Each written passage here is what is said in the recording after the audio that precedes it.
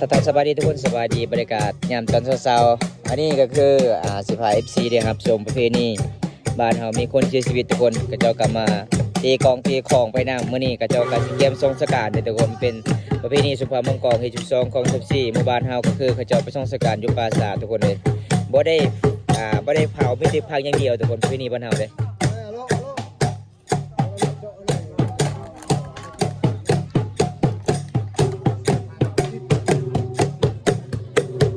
ทุกคนหลังจากที่เฮา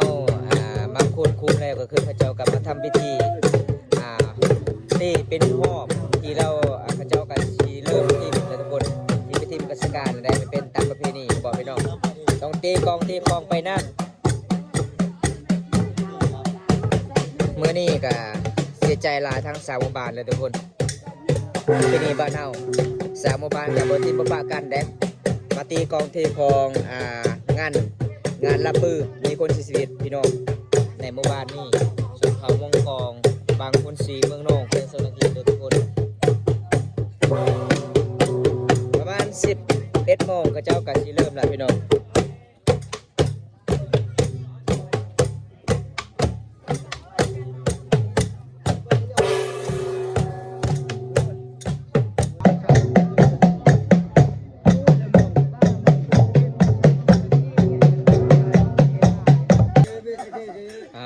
ตอนนี้สำเร็จเลยทุกคนกระเจ้ากลับมาตีกองกับข้องโอเคนี่ที่12ของ14ชมพามังกรตอนนี้ชาวบ้านกับสิเกียมละทุกคนเลยสิเกียมไปส่งสิเกียมไปทิมในปราสาททั้งหมู่บ้านไปละลายคนเลยทุกคนชนบทบ้านเฮาต้องฮักแพงกันให้งานกันต้องซอยกันทุกคนเลยคันโบเฮ็ดคันโบซอยก็คือโบวิดฮีดประเพณีที่12ของ14ชมพามังกรเลยทุกคนมีคนเสียชีวิตในหมู่บ้านนี่พี่น้องทุกคนอันนี้จนแตกเบิ่งกระเจ้ามาตีเพราะว่ากระเจ้าก็ไม่ให้มัดมือมัดคืนเลยทุกคนอันนี้แม่งกระเจ้าก็ทำพิธีสิผูกแขนตระกูลมอทีสูตรทุกคนเห็นบอกเขาก็สิเริ่มเอาไปละพี่น้องประเพณีบ้านเฮาที่12ของ14ชุมพามังกรเหตุงานระเบิดมีคนเสียชีวิตในหมู่บ้านทุกคนเห็นบอกอันนี้ก็คือกระเจ้ากับมาจำแล้วก็สิผูกแขนตระกูลมอทุกคนมันแปลกล่าเลยทุกคนประเพณีบ้านเฮาเลยทุกคนเลยต้องแบบนี้อันนี้คือตระกูลหม้อได้ที่นุ่งชุดทหารเวียดนามทุกคน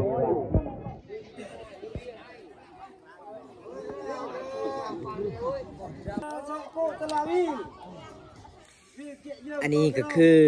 หัวหน้าสนุ่มในหมู่บ้านเนี่ยทุกคนพระเจ้าก็ต้องมาว่าจะเป็นละลายหมู่บ้านที่มาห่วมงานระเบิดมื้อนี้ก็ขอให้มาหมดทุกคนเลยทุกคนมาซอยกันพี่น้องพระเจ้าก็สิเกียมไปส่งล่ะทุกคนหัวหน้าสนุ่มบ้านเฮาพี่น้องคือแบบนี้พี่น้องแต่ละหมู่บ้านถ้าบ่ได้มาก็คือต้องมาซอยกันประเภทนี้เฮ็ด12ของชื่อชุมพรมังกรบ้านเฮาคือแบบนี้เลยทุกคน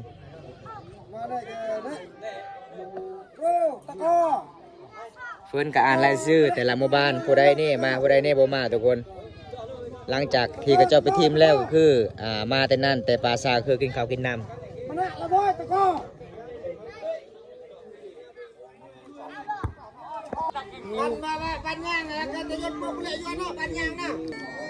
เอาทุกคน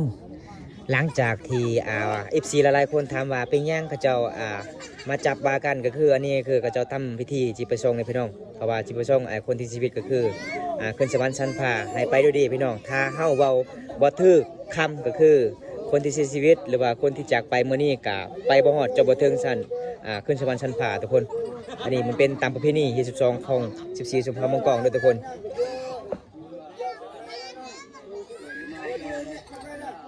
หลังจากนั้นก็คือกระเจ้ากับมันตัดไม้แล้วกระเจ้ากับสีเกียมไปล่ะพี่น้องพี่นี่บ้านเฮาต้องแบบนี้เลยทุกคน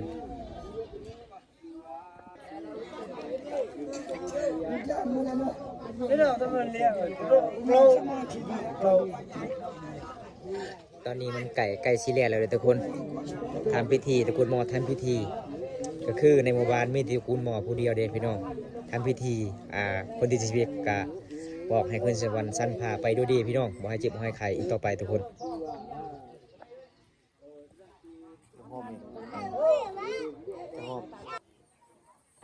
ตอนนี้สามบ้านกับรอทาเลยทุกคน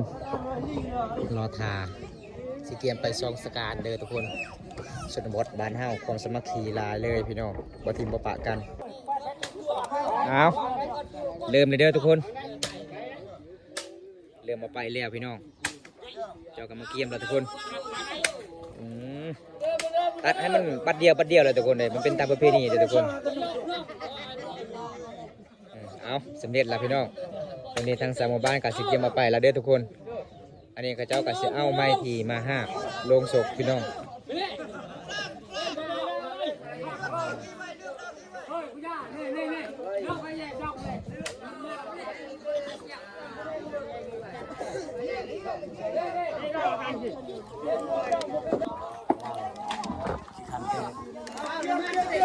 เนาะตอนนี้ทางสามหมู่บ้านมาซอยกันแล้วทุกคน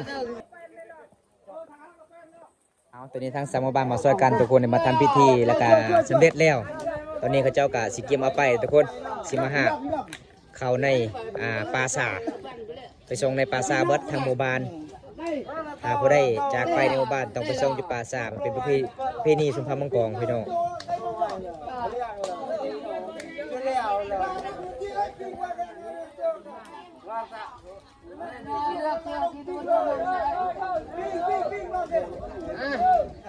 ได้ไหมพูดมา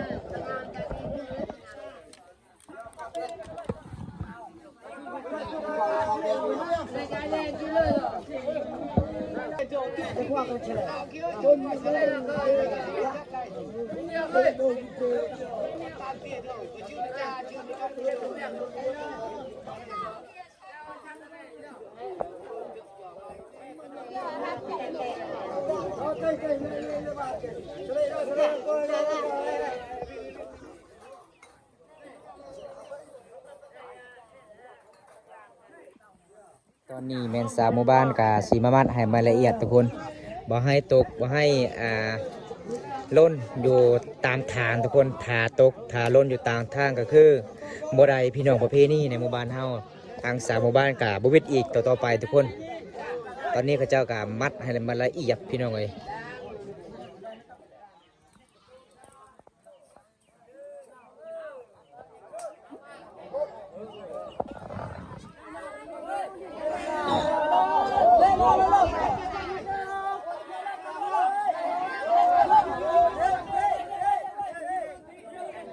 โอ้บ่ได้ทุกคนเลยเขาเจ้ามัดก็คือครั้งนี้คือมีเส้นเดียวพี่น้องมันหยานก็เลยเขาเจ้าก็สิเอาไปบ่ได้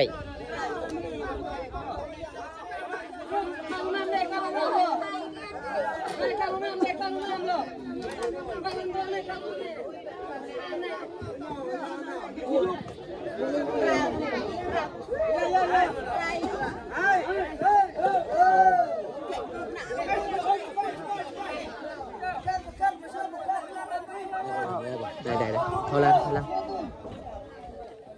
ขอเลยทอเลย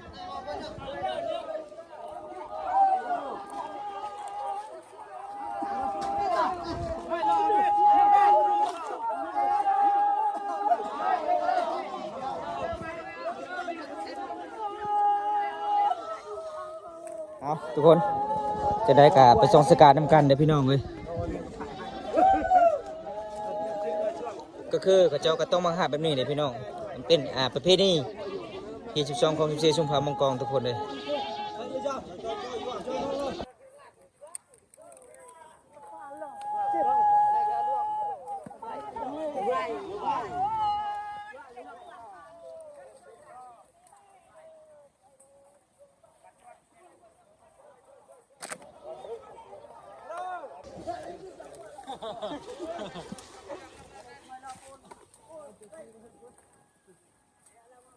ย้อนอยากไปจะไปขนาดเตะยอดอันนี้ก็คือเครื่องของคนที่ที่ชีวิตได้พระเจ้าต้องไปส่งหมดทุกคนประเพณีชุมพรมังกรบ้านเฮาก็เอาบ่ได้เครื่องของคนที่ที่ชีวิตไปส่งหมดอยู่ป่าซาพี่น้องเลยจูดก็บ่ได้ไม่เตี้ยไปส่งแบบนี้เลยพี่น้อง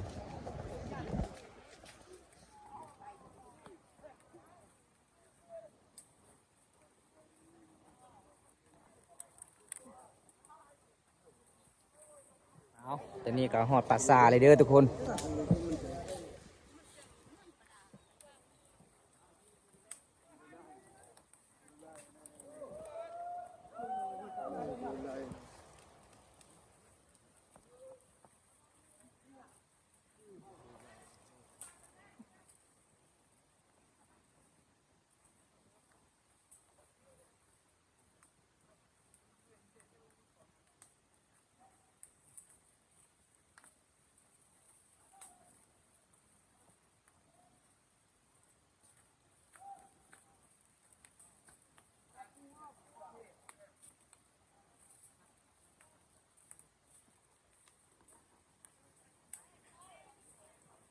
อนนี้ก็มาหอดจุดหมายปลายทาง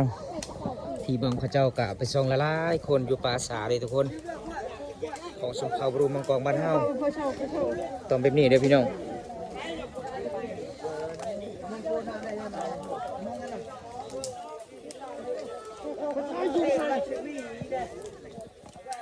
ตอนนี้ก็คือเขาเจ้าก็เอาลงคุมเลยเด้อทุกคน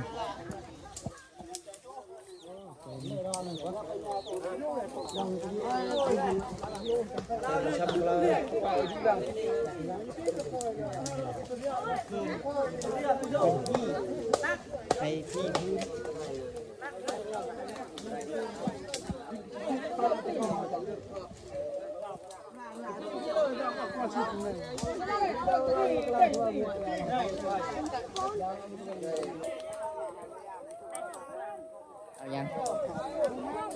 ไม่ยังเอาฟืนบ่เอาฟืนสิให้พี่บ่อ๋อแล้วก็ไม่ตายจากอันไม่เป็นเด้สิโอ้ต้องเอาฟืนเนาะให้พี่เนาะอ๋อเวลาเขาเข้าปลาเขาดองก็คือเดี๋ยวพอหมูคู่อ๋อเป็นประเพณีเจอเลย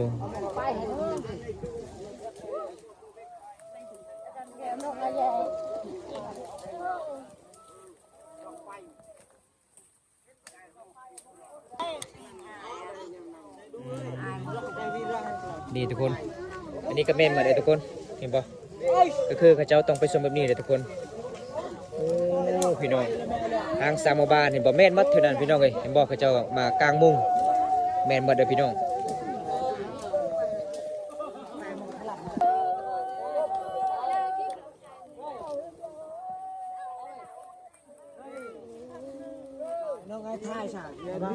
นี่ทุกคนตัวมันเป็นแน่นอนแม่นมัดเด้อทุกคนเห็นบ่ละลายคนเลยเขาเจ้ามาส่งจุดนี้พี่น้องอันนี้ก็แม่นมัดพี่น้องน้องเขาเจ้ากะสีมากลางมุ้งก็แม่นมัดเด้อทุกคนตอนนี้เฮากะสีมาส่งจุดหมายปลายทางคือจุดนี้เด้อทุกคนสีมาทิมในปราสาททุกคนประเพณีชมพามังกรบ้านเฮากะประมาณสำนี้ล่ะพี่น้องสิพายพี่ได้รับชมเลยทุกคนเลย22บ้านเฮากะปะบ่ได้พี่น้องตอนนี้สุกา11ก่อนสามีก่อนเด้อทุกคนสุกามาส่งส่งสการปลาสุกเองสุกะวายบ่ออกเลยตอนนี้เสียใจหลายทุกคนตอนนี้สุกา11ก่อนสามีก่อนเด้อทุกคนคลิปมาพอกันใหม่เนาะตอนนี้คำว่าสบายดีบ๊ายบาย